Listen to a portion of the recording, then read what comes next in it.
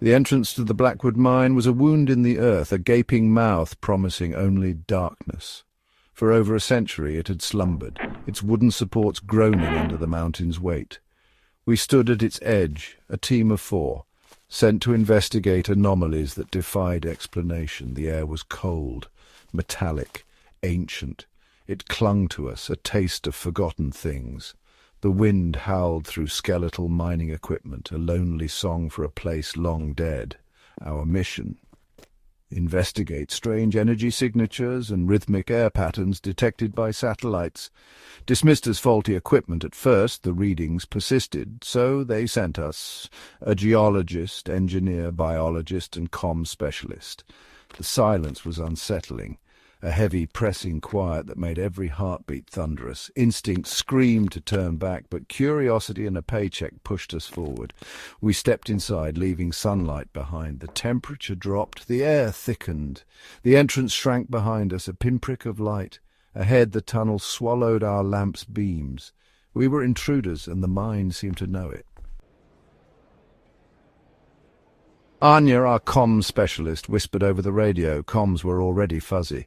Magnetic fluctuations played havoc with our electronics, another anomaly for the list. Only a few hundred meters in, it felt like another world with its own laws.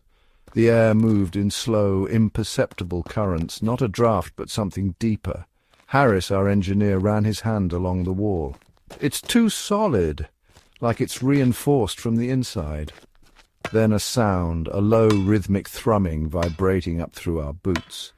A colossal heart deep in sleep. We turned off our headlamps, plunging into blackness. The beat was clearer, resonating through the stone. Fear crept in, cold and insidious. We were trained for facts, but here there were only sensations and impossible sounds. Chen, our biologist, recorded everything, hands trembling. We were in a place that defied understanding, a tomb showing signs of life. The pulse was a constant reminder. We were not alone in the Blackwood mine. The darkness pressed in, alive and watchful. We pressed on deeper into the unknown. The deeper we went, the more the mine resisted. Pebbles skittered, dust swirled in unseen currents. The thumping grew louder, a constant companion. Anya's voice crackled with panic. The interference is pulsing in time with that sound. We were being isolated, cut off from each other and the world above. I ordered everyone to stay in sight, but the tunnels branched unpredictably. A labyrinth of darkness.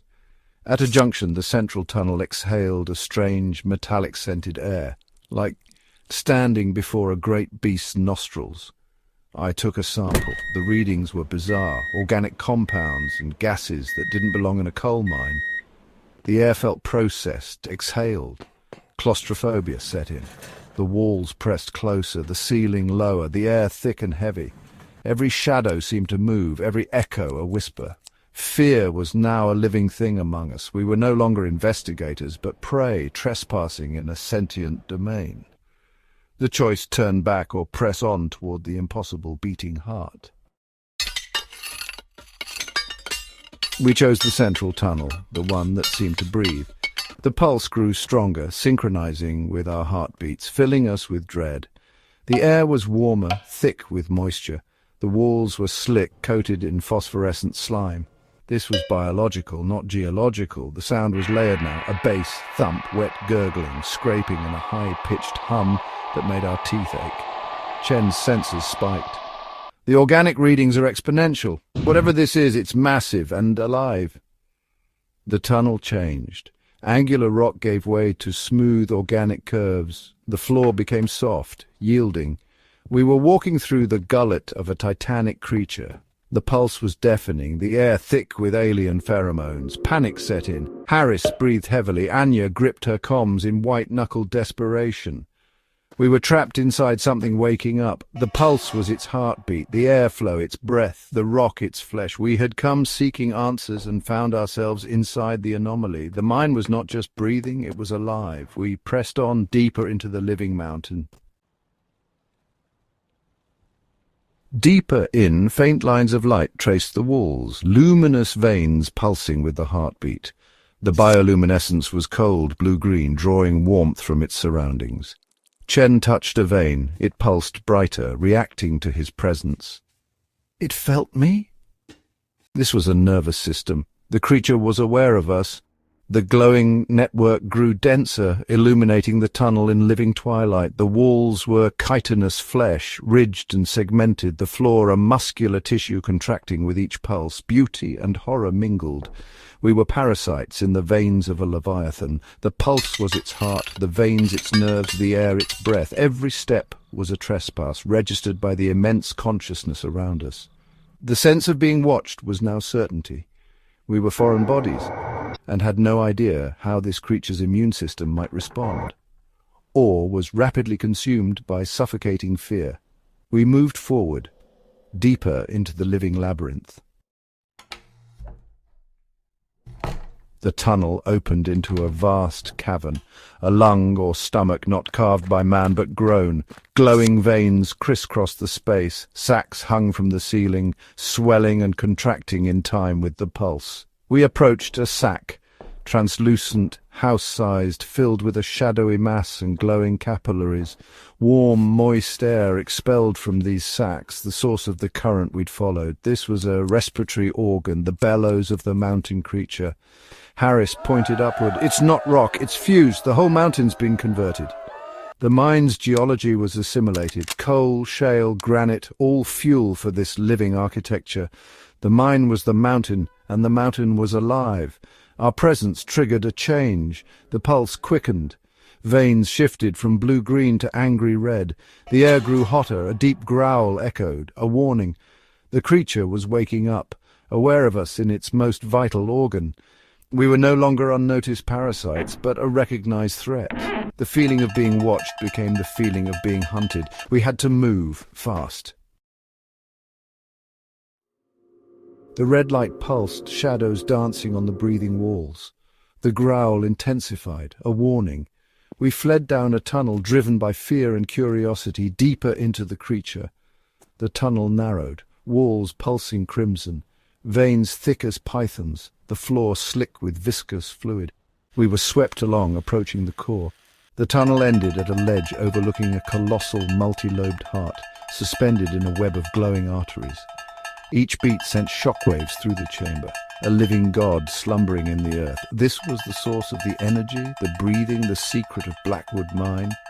Not a geological anomaly, but a biological one, an organism that turned a mountain into its body. As we watched, the heart's surface rippled. An eye opened, fixing its gaze on us. We were seen, recognized, and judged. Terror and awe mingled. We stood before the heart of a living world. The revelation was overwhelming. We waited, breathless, for what would come next. The great eye, a vortex of crimson light, regarded us with ancient curiosity. In a moment, a wave of understanding flooded my mind. Images, sensations, the creature's origin as a spore drifting through space, burrowing into Earth eons ago. It grew, processed rock, drew energy from the core, made the mountain its body. Human tunnels were scratches, slowly healed and incorporated. We weren't the first to disturb it, just the first to reach its heart as it stirred. It wasn't hostile, just roused from slumber, reacting to an irritant. The red light, the growl, reflex, not aggression. The knowledge receded, leaving us stunned. We had discovered a new kingdom of life, a consciousness that dwarfed our own. The mind was not a monster, but a cradle. We were changed forever. The eye blinked, the light softened, the heartbeat slowed. The creature dismissed us as a threat. We backed away, retracing our steps through the living tunnels, past the breathing sacs into the upper mine.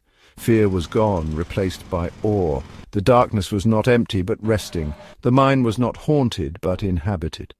Nearing the surface, the air cooled, the metallic scent faded. Daylight blinded us as we emerged, changed forever. We had been inside the body of a god, allowed to return. The official report would be fiction, faulty sensors, seismic activity.